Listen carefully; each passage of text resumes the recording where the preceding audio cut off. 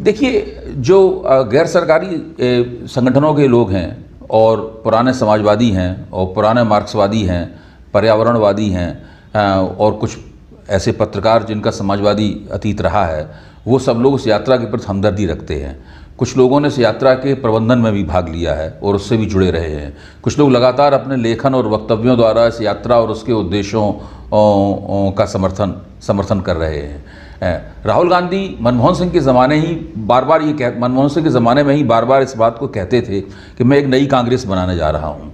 तो मैं लगातार सोचता था कि आखिरकार नए कांग्रेसी कौन सी हैं कि राहुल गांधी तलाश कर रहे हैं। जब ये लोग यात्रा के साथ जुड़े तो मेरे दिमाग में ये बात आई, क्या यही लोग नए कांग्रेसी हैं? क्या इन्हीं को लेकर राहुल गांधी नई कांग्रेस बनाएंगे? अगर ये लोग नए कांग्रेसी हैं तो हो सकता है कि कांग्रेस के लिए नए हों, लेकिन भारतीय राजनीति के लिए और सार्वजनिक जीवन के लिए तो बहुत पुराने हैं। इनमें से कुछ लोग अब हमारे मित्र हैं, कुछ लोग पुराने सहयोगी हैं, कुछ लोग हमारे कई मामलों में वैचारिक रूप से और राजनीतिक रूप से हमसफ़र रहे हैं। तो उस लिहाज से देखा जाए तो ये लोग कोई नए लोग नहीं हैं और इन लोगों की एक निश्चित रूप से छवि है जो कि कांग्रेस के आलोचक की छवि रही है। एक तरह से ये गैर कांग्रेसवादी राजनीति का जो मुहावरा है, उस मुहावरे की देन है ये लोग। आज ये लोग कांग्रेस के साथ खड़े हैं। तो मैं ये कहता हूं कि नरेंद्र मोदी और भारतीय जनता पार्टी और राष्ट्रीय स्वयंसेवक संघ का जो मिला जुला प्रभुत्व है, उस प्रभुत्व ने इन सब लोगों को पिछले 8-9 साल में कोने में धकेल दिया है और इन लोगों को लगने लगा था कि अब हमारे लिए कोई राजनीतिक जीवन में कोई गुंजाइश नहीं बची है। मेरे ख्याल से चूंकि गुंजाइश कोई नहीं बची है, इसलिए मजबूरी में धीरे धीरे ये लोग कांग्रेस के नज़दीक आए। कांग्रेस में उन्हें एक राहुल गांधी की शख्सियत दिखी जो कि आम कांग्रेसियों और पुराने कांग्रेसियों से अलग थलग थी। उन्हें शायद ये भी दिखा होगा कि राहुल गांधी एक नई कांग्रेस बनाना चाहते हैं। मुझे नहीं पता इनमें से कितने लोग कांग्रेस के सदस्य बनेंगे, मुझे नहीं पता इसमें से कितने लोग कांग्रेस के पदाधिकारी बनेंगे। हो सकता है इसमें ज़्यादातर लोग कांग्रेस के बाहर ही रह जाएं, लेकिन ये सब लोग कांग्रेस की उस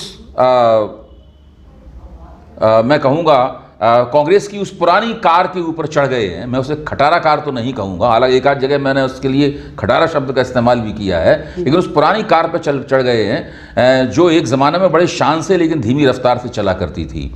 और उस कार की ये जो कांग्रेस के संगठन नामक इस कार की जो दुर्दशा हुई है, उसको उस दुर्दशा में पहुँचाने में भी राहुल गांधी का एक योगदान है। लेकिन बहरहाल ये सब पुरानी बातें हैं। ये लोग सब उस पुरानी कार के ऊपर चढ़ गए हैं। अब देखिए वो किस दिशा में जाती है। ये लोग कब तक उस कार पर सवार रहते हैं, कब उस कार के ऊपर से कूद आते हैं। ये लोग बुद्धिजीवी हैं, ये लोग अपनी बात को सलीके से कहना जानते हैं, इनकी भाषा शालीन है, इनका जो रवैया होता है वो विश्लेषणात्मक किस्म का रवैया होता है। लेकिन इससे कांग्रेस को कितना लाभ मिलेगा? कांग्रेस को जहां तक चुनावी लाभ का सवाल है, मैं ये देखना चाहता हूं कि कांग्रेस इस यात्रा के जरिए और अपने दूसरी सांगठनिक गतिविधियों के जरिए, अपनी रणनीतियों के जरिए किन समुदायों को संबोधित कर रही है, किन नए समुदायों को कांग्रेस अपने साथ जोड़ना चाहती है। क्योंकि भारतीय लोकतंत्र समुदायों का लोकतंत्र है। समुदाय तय करते हैं उन्हें किस पार्टी या किस नेता को समर्थन देना है, उसके हिसाब से वोट मिलना शुरू होते हैं।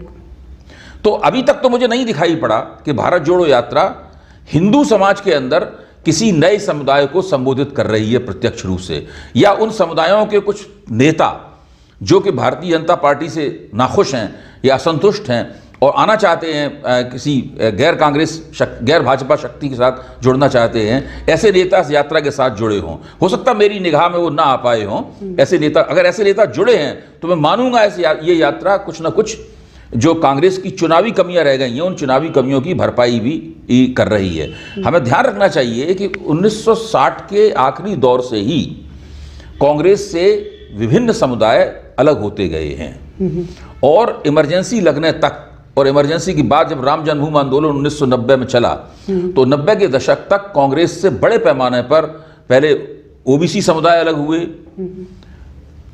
दलित समुदाय कांग्रेस से फ्रंट होने शुरू हुए, मुसलमान कांग्रेस से फ्रंट होना शुरू हुए, बाद में ऊंची जातियां कांग्रेस से अलग होनी शुरू हुई।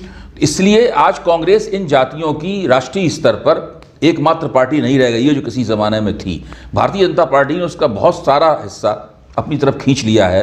सामाजिक न्याय का दावा करने वाली भी बहुत सी पार्टियां बहुत कुछ हिस्सों को अपने साथ खींच चुकी हैं। अब ये कांग्रेस के सामने सबसे बड़ी चुनौती है कि इन समुदायों की वफादारी को वो दोबारा कैसे जीतती है।